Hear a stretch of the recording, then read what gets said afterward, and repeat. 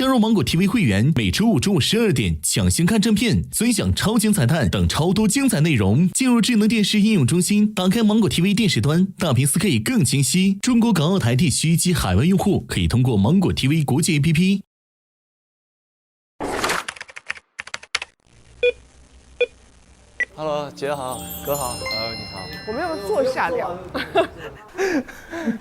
哦，任务卡来了。让我们认真点。谢天地，妻子的浪漫旅行要开始啦！国际包裹卡哇！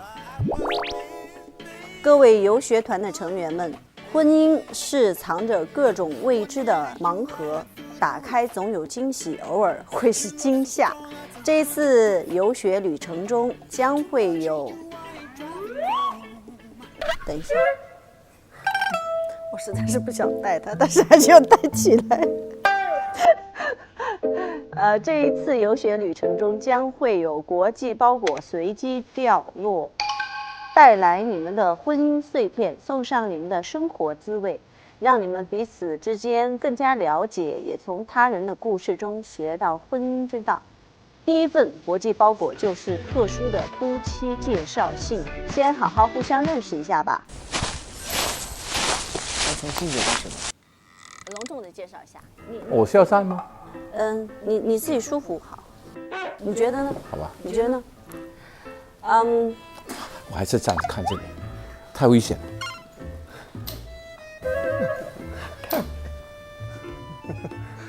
对，好，给我亲爱的旅伴们介绍我最亲爱的老公，中文名叫朱兆祥，英文名叫 Frank， 他来自马来西亚，从事殡葬行业。都是一个去世的做后事。他身高，你不要看我了，你是一个木头人，身高，你身高多少？你忘了175，对，还不错，还记得。身高是175，体重是50。哇，那有不能说。哎，你别吵我，快点！我体重是多少？84，你这么重啊？对啊，我体重是84公斤。他的中文水平呢，看起来、听起来很唬人，但他只有小学5年级的水准，所以他在交流的过程中可能会有很多他听不懂，或者是他完全搞不懂的梗，请你们要多多包涵，也请你们要原谅他，他可能会一直在提问。这个我可以帮助你，我可以帮助你，大哥。谢谢，我们真的可以啊。对，我看得懂你。对，我们就可以合作。很好的配合。到我了。哦。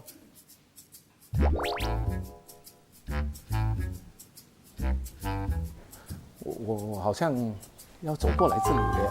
为什么？有 PPT。PPT 啊！我的中文太差了，所以我必须来。特 cute。姐夫太可爱了。首先，他姓胡叫静啊，肯定是我的偶像。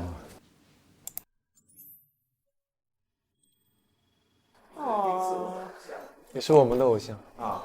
哇，那这一个是我们刚刚认识的时候，那时候他在香港拍《千杯不醉》05年，哇！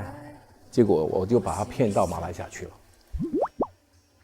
同时呢，为什么我那么佩服他的智慧？你想看，这是马来西亚《星洲日报》是一个马来西亚最大的报纸啊，里面他有他的特刊。今年你开的专栏。他在这一方面呢，包括有些校长跟我讲，整天打电话叫你老婆赶紧写多一点。她是我儿子的妈，她是我妈的女儿，她是我的女朋友，现在大部分是老婆了。在家里，她是我的大王。更重要的，无论如何，她依然还是福建。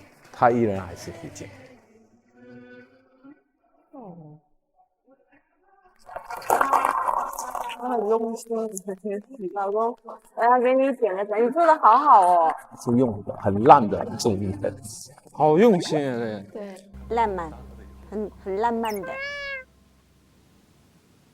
那咱俩一块读还是我读？你来读吧。我来读啊。嗯。就我代表我们俩来读了啊，读了一下。好。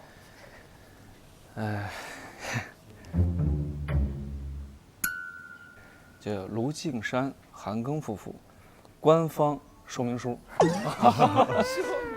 说明书。卢靖姗、韩庚夫妇是一款高动力、高差异、高颜值的3高夫妇产品。高颜值呢，我们尽量保持高颜值啊。对，适用于家庭娱乐、外出旅行等多场景。特点呢，一、补充能量。卢靖姗和韩庚可以以武会友。卢靖姗还喜欢瑜伽养生，我呢可额外附加提供赛车服务。各位旅行可根据产品特点，在旅行的过程中呢，任意挑选我们2个为搭子。完了，2呢，反差的设计，分别来自中国香港和中国黑龙江，属于文化和地域差异的组合。第3呢，赏心悦目。卢靖姗和韩庚外形呢较为具有观赏性，适合各位的旅拍、伴游，心情会格外的愉快。啊，这个有点自夸了，这个。特别提示：本说明书仅供妻子的浪漫旅行，妻子的浪漫旅行，2025年2025使用。说得好，来，1人1份啊！好嘞，好嘞，1人1份。没有想法的说明书啊，能7天无理由吗？7天无理由，可退货，可退货。也是大家可以一边看，然后我一边来阅读一下。哦，有英文的。谢谢。太棒了！我还翻译。哇，好用心啊！太棒了！亲爱的旅伴们，大家好，我们是戚薇和李承铉，很高兴能和大家在中国上海相遇，希望能和大家一起创造美好的回忆。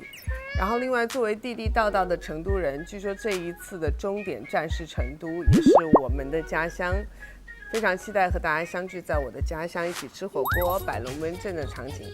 让我们一起开启这段浪漫之旅吧！戚薇、李承铉，就这个很像是就是官方帮我们写的。你这么一说，我们特别期待赶紧回到去成都。是去成都，我可以给大家带大家去一些就是我小时候，比如说吃的那些很地道的。我想去吃老妈蹄花。老妈蹄花带你去。你们吃辣吗？我还行，一点点，一点点辣。阿诺呢？没关系，我都可以的。哦，都可以试一下，做了一系列心理准备。加油！马来西亚也吃那个花椒是吗？因为它我才学会吃麻椒的，要不然辣椒我们吃很多的。而且有一个小吃，就是那个花椒里面还有一点点盐，就像那个小吃一样的那个花椒，特别好吃。我不知道是不是直接吃花椒的？对对对。你在哪儿吃的？我忘了是别人给我一小袋儿，我觉得太好吃了那个。有人在整你，有人在整你。有可能，好好的花椒里头塞了盐，这是一个传统的。没有特别好吃那个。那到我们啊，我们用 PPT 的形式，对。哇哦！因为可能大家对我们也不是那么了解，所以说我们就做了比较详细的，就我们从出生开始，然后到后面认识的一个过程。对对。他们2个都。我叫董丽，然后刚刚介绍说就可以叫我大力，叫丽丽、阿丽都可以。我是蛮农，蛮农也是一个巧克力的名字。我父母特别喜欢吃，所以甜甜的。大家可以叫我安诺，因为我的环境长大的环境跟丽丽长大的环境完全不一样。我是在大自然的长大了。我们家里是4个孩子，2个哥哥，2个妹妹。当年咱们我父母特别想要生一个女儿，所以咱们做了很多功课，然后妈妈吃了很多视频，比如说奶酪，咱们听说奶酪可以生一个女儿，然后对，吃奶酪生女儿，里边的说法。是的。对，然后因为要养我们就是照顾我们4个孩子，妈妈不工作，然后我们用马场长大。然后这个是我，然后戴着那个太阳眼镜啊，所以说眼睛是白的，你看脸是黑的整个人。然后小时候我就开始学萨克斯，然后后面就知道其实萨克斯呢其实是比利时发明的一个乐器，所以说这种也是可能是冥冥之中的一种缘分在那里。然后后面这当然是我10岁的时候我就开始练击剑了，然后击剑的一个官方的裁判语言是法语，然后阿诺说的也是法语，我觉得这又是一个好像我跟欧洲的一种不解之缘，就是有这样的一种缘分在小时候跟你对，不是欧洲。是的，你就是我心中的欧洲，对。哦，反应真快。15年了，我在上海外国语大学进修中文了，是的。然后那时候我已经从小剑客变成了大剑客，然后那时候我是其实在北京的国家队训练了，那时候，然后这个时候呢我们，哒哒，对，然后因为一杯奶茶我们相遇了，对的。然后这张照片呢，其实是我偷偷拍下来的，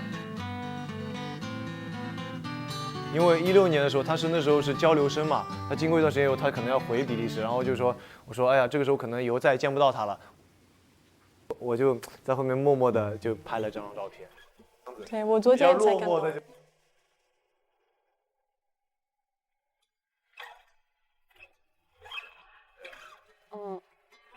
我其实当年我毕业了以后，我不知道我应该是在比利时继续学习，或者找别的工作。然后我不听我的脑子，我就是听我的心，我想要追我的喜欢的男孩。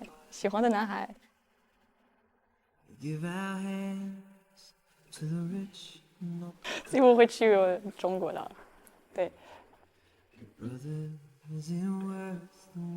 2020年我们就结婚了，然后现在我们就有2个可爱的孩子，对，一个儿子一个女儿，谢谢大家。棒。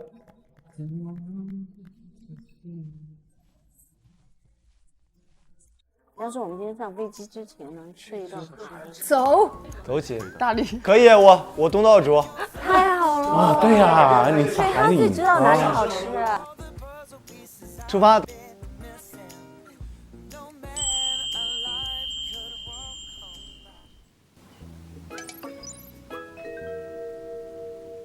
哦，给我的哦。哇塞，这是饭后甜点。我们准备了让大家互相了解的甜蜜糖果，请你们打开糖纸，推测其中的糖是哪一组夫妻的故事。他是说每一个糖果里都有关于哪个夫妻的细节。哦，真的有糖，我弄错了吗？哦，外面那圈纸。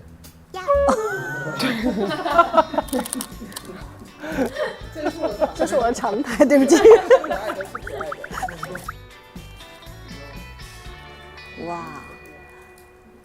这是谁呀？这太浪漫了吧！这个里边说的是，他说我的名字很美，没想到真的用我的名字开了一家餐厅。是谁呀？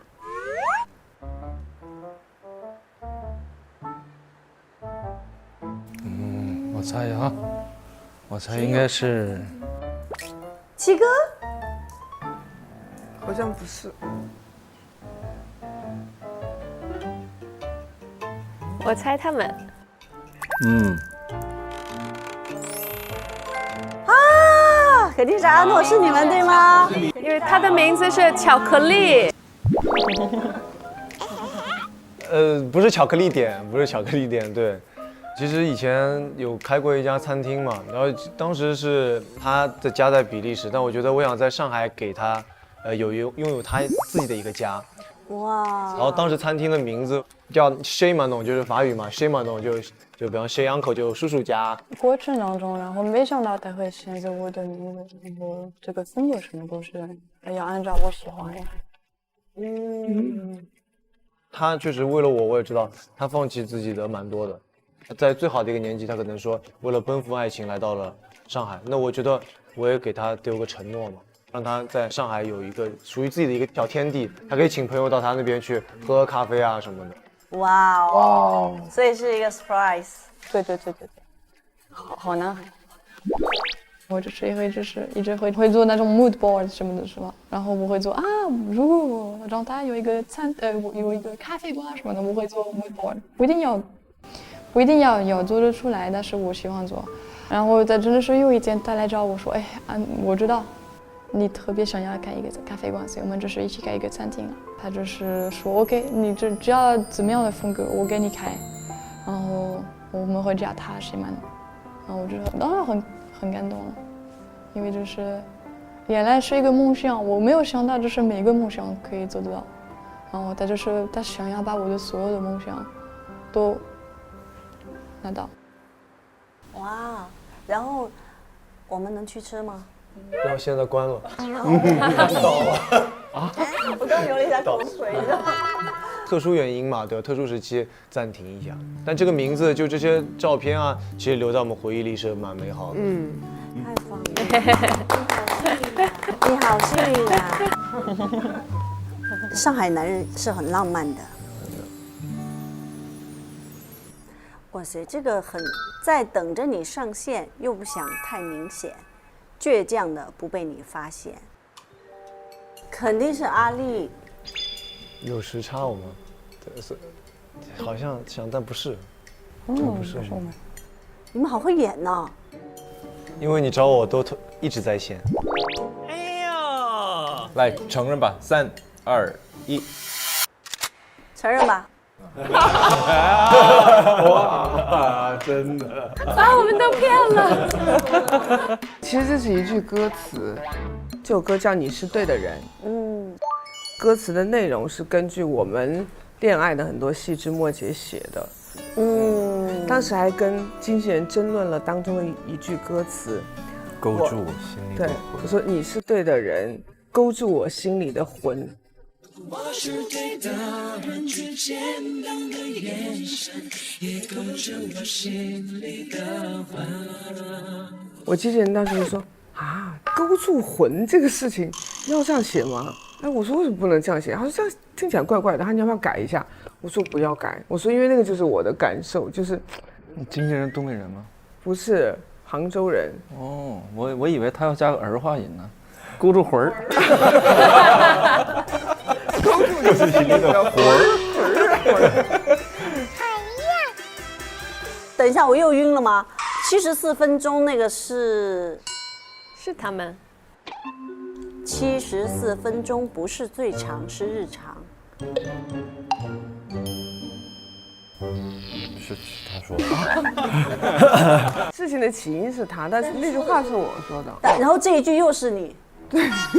你没有对你老婆说过任何感动的话吗？你快现在马上跟老婆说一句让我们特别心动的话，来吧，请开始你的表演。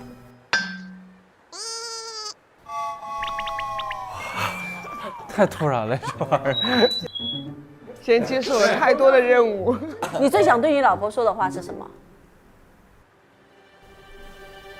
我在。又简单又哇温暖。陈炫这个"我在"这2个字已经把我们都搞定了。突然 Q 我，今天银杏人物我彻底受够了，我不要再接受任务了，我也只能手又全出汗了，都出来。我是特别社恐，也是慢热，然后我特别宅。那你社恐吗？我现在特别不自在，我就是他在，但是不自在。哟，妻子说：“你求我啊。”老公说：“好的，我求你。”妻子又说：“那你跪下来求我。”老公说：“好的，我跪下来求你。”那你们故事是？我是跪下来求婚的，是怎么样呢？他们确实是回事啊。双膝跪，双膝。你不要搞出这啥东西啥。然后他2道门关起来，第1道门呢是要唱首歌，我就唱了一首马来歌。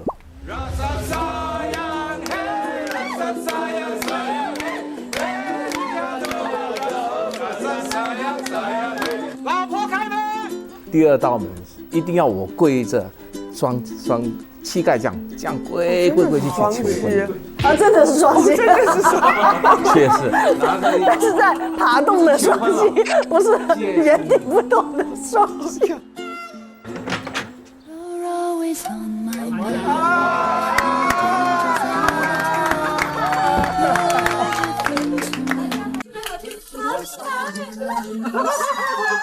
You touch me in my dreams, we kiss in every scene. 从那天开始，反正呢，他就求我跪下呗，真的跪啊，所以跪了18年吧。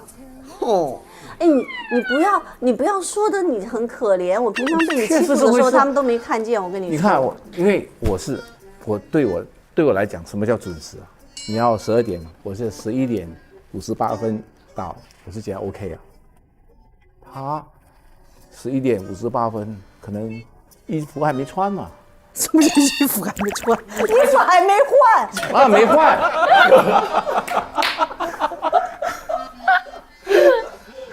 还说睡衣还没换呢，你知道吗？是那我就真的我跪下来求你了，快点穿个衣服吧，穿个衣服吧，穿件衣服吧。在中国有一句话叫做“男儿膝下有黄金”，你有听说过？没有，我的中文没那么好。但是跪的时候会觉得晕。哦，没有，男生要面子。要么就是自卑，要不然就是没有自信。要是怕就是整天要面子，我也会自我介绍是叫幸福叫紧老公啊，或者自我介绍，我姓朱叫八戒嘛，对吧？其实另外一个说法经常听到这个，怕老婆会发达。我觉得他是肯定有他的道理。哦，怕得不得了。他只要他眼一瞪就反正走开吧。其实我也不至于怕，尊重欣赏，同时呢是一种爱护，更多的就是怕失去。我是 Queen 啊，我是大王啊。他是绝对的大王。我有个问题，就是如果他这个前面给你放了那个榴莲壳，你怎么一样啊？还好那时候他榴莲壳。你知道啥叫用嘴巴跪榴莲，就是这样的吗？因为他能跪榴莲，对，就是他说跪啊，肯定跪啊，就用嘴巴跪嘛，他行动肯定跪不了。不，关键是到那个时候，他真的他不会忍心给你放榴莲了。对呀，没错，你怎么可能忍心呢？哦。还没入洞房已经废了。到你那儿姐，你说我养你啊。因为我们现在通过这个糖果了解了很多大家，隐私的或者是不那么隐私的，反正我们大家多多少少多了很多的了解。但是我还是想知道，你们是谁追的谁呀？我追他，怎么追？就每天发短信啊，起来了吗？早安，奇怪，晚安啊，奇怪，不是有文化差异，他追我都不知道。哦，完了，每天早上好，晚上好，就因为那个时候还不知道这些是关心的。我说这男生好奇怪，天天早上好，晚上好。哦天哪！所以一开始就是你喜欢珊珊，超级喜欢，然后主动对啊，我也是那一眼就看到他的，就是你也有那种触电的感觉。对，但珊珊你没有啊？我没想那么多，就那一年我是迷茫，整个状态都是迷茫。是因为那一年。对，就那年我特别迷茫。哦，所以可能是因为妈妈把他带到你身边了，就是因为那一年。对，到现在我们也还会，就是如果我要去拍戏，每天早上我回来早安老婆，早老婆，晚安老婆，我还会发。真好，这个就属于那个永不会失联的那种老公。有一些老公会失联的啊，会失联，或者有一些老婆也会。反正呢，找他真可难了。你有时候也失联啊？我怎么可能失联呢？我一直都在吉隆坡，都不离开吉隆坡的。关键是你，有时候他回到中国，都拍戏啊，或者跑来跑去的，找他找不到。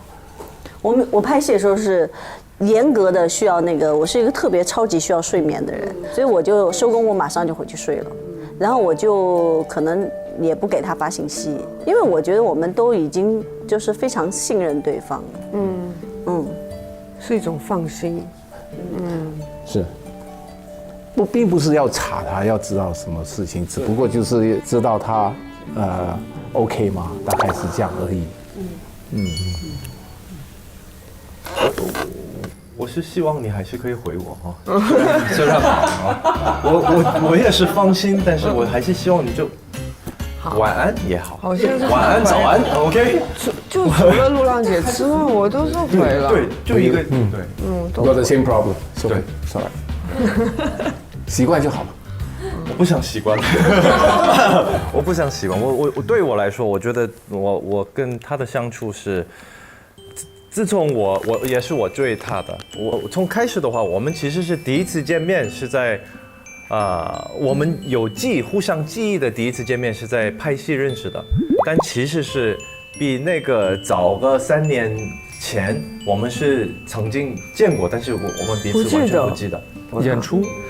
对，就上一个卫视的节目，他是主持，然后我去参加，但我们两个都没有印象，不知道见过对方。然后是因为我们后来不是官宣在一起了之后，粉丝发现的，说他们来吃那个，我说啊。但是这个戏的开始，我们彼此认识的时候，其实他对我的感觉不是那么好，我对他也是无感，我们没有那种一见钟情，不是一见钟情，只是就工作，然后后来。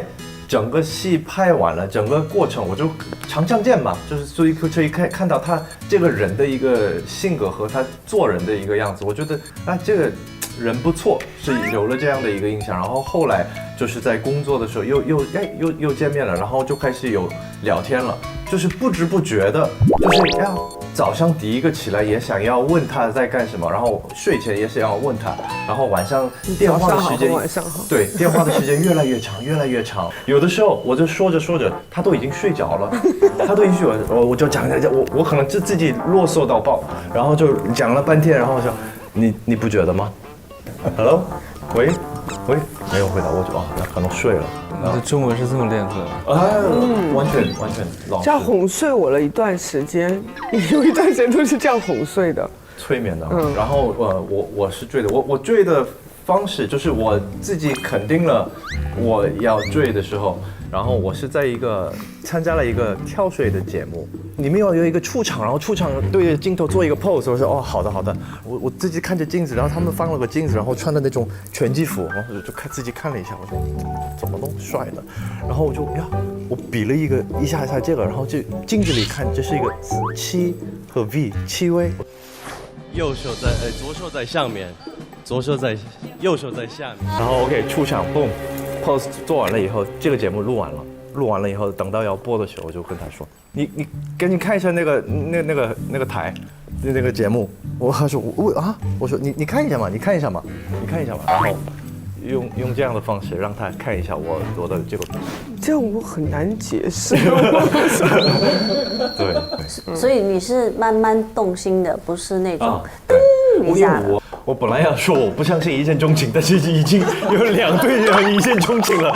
我原本是很不相信一见钟情的，那现在你就相信了，2对都是这样说，而且还有这么奇怪的，这天真的是但我觉得这个一见好奇怪的缘分钟情也是命中注定的。我相信这个一见钟情外表会吸引人，但是是因为有很多你们的累积下来的，对。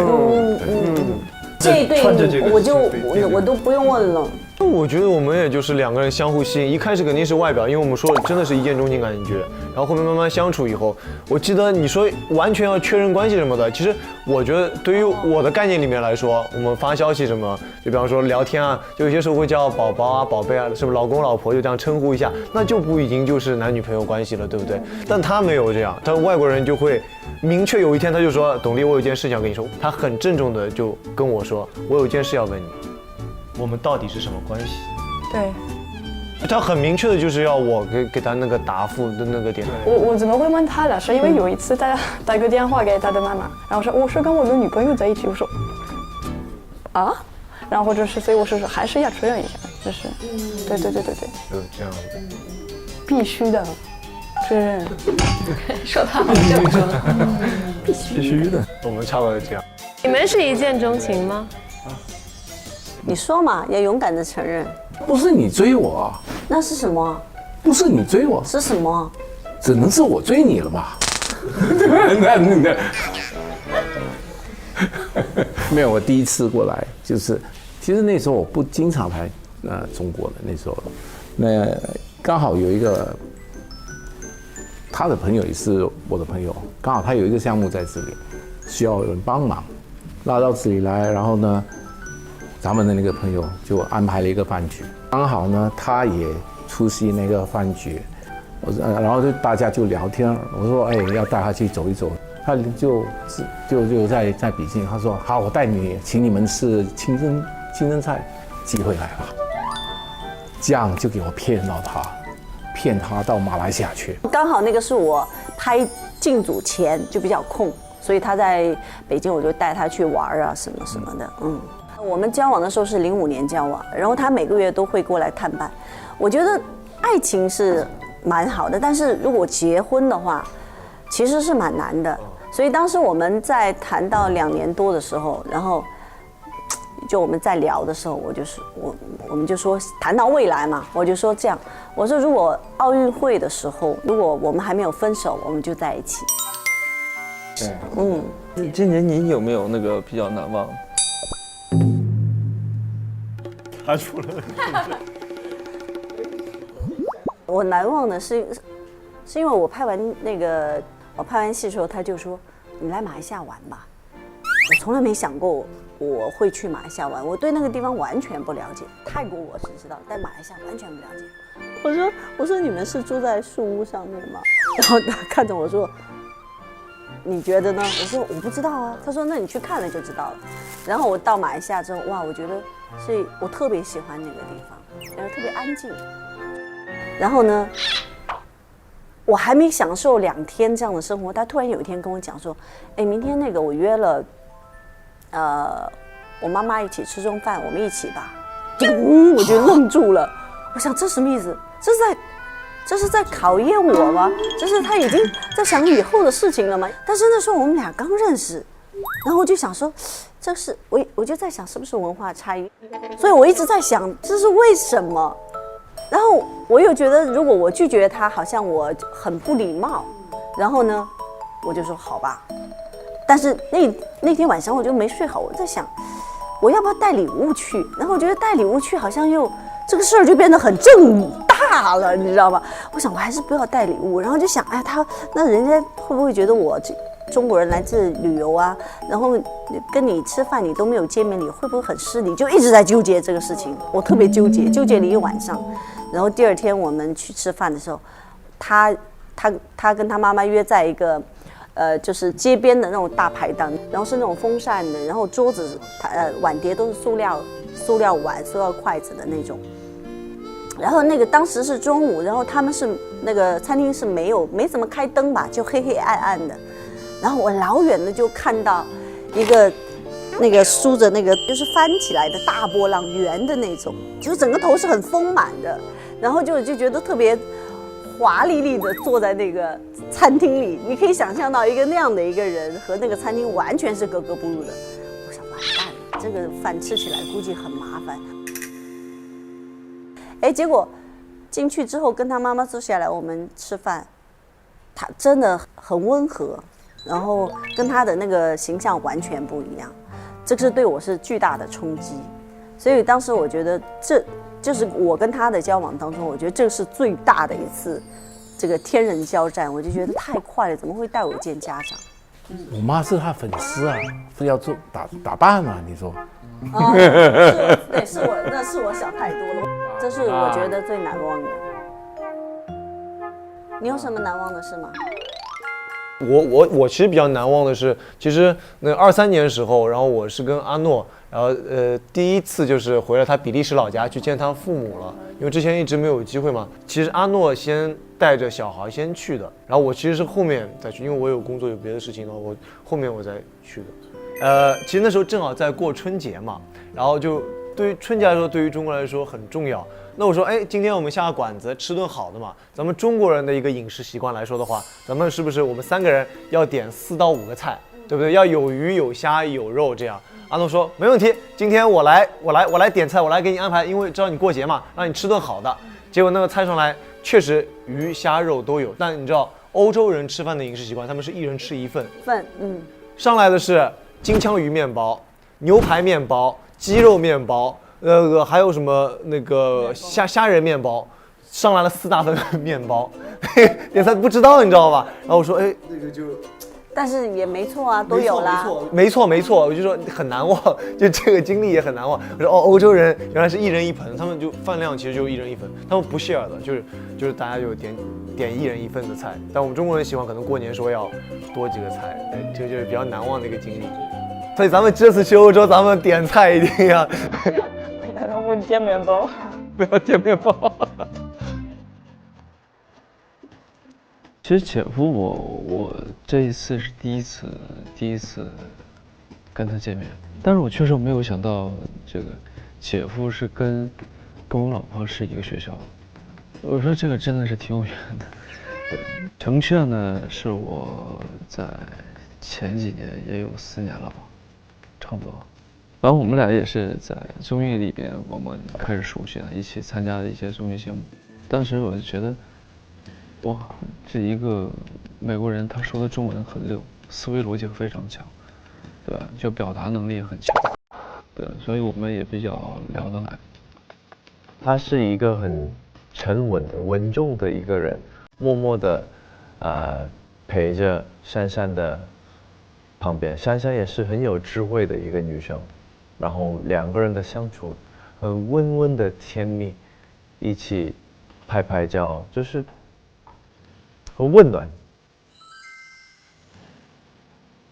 阿诺和大力和董力，然后他们给我的感觉就是好高啊！我从来没有觉得有压迫感。我会对阿诺和大力他们这一对比较好奇。因为我没想到他有2个孩子，因为他们2个其实看起来都很年轻，像小朋友，但是没想到他们已经有2个孩子了，我就想知道是什么样的一个故事。静姐，我觉得是大大咧咧的一个姐姐，还是觉得她像女神一样的嘛，很高冷，对吧？然后话也不多，然后就端坐在那边，冲你微微笑笑那种感觉，但没想到她是这样一个性格。我是觉得就是 Frank 跟金姐他们会比较像一个稍微大哥一样了。根哥跟珊珊姐，根哥我已经从小知道他是谁，因为他在比利时比较有名一点。给我的感觉他很幽默，是吧？然后珊姐也像一个姐姐一样的，就是会很照顾你的。是的，我觉得阿诺特别可爱，我很喜欢阿诺，而且就你看啊，就是他们俩的相处方式呢，就是大力明显就是嘴笨，真的是挺嘴笨的。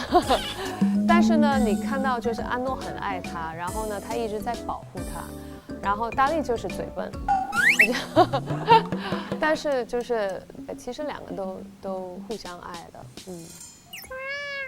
珊珊要比我看起来的更智慧和更勇敢，在婚姻关系里面会让我看到这个女生魅力和智慧的一面。然后像静姐和大哥嘛，他们又是另外一种相处的模式。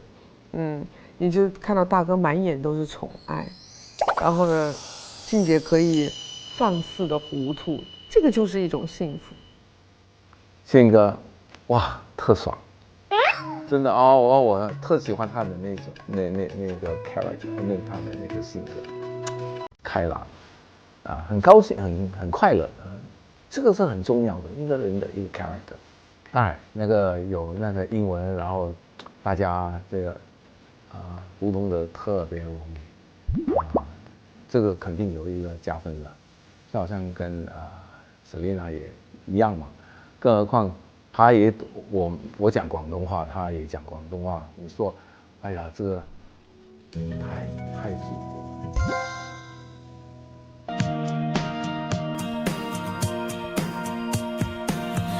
I'm still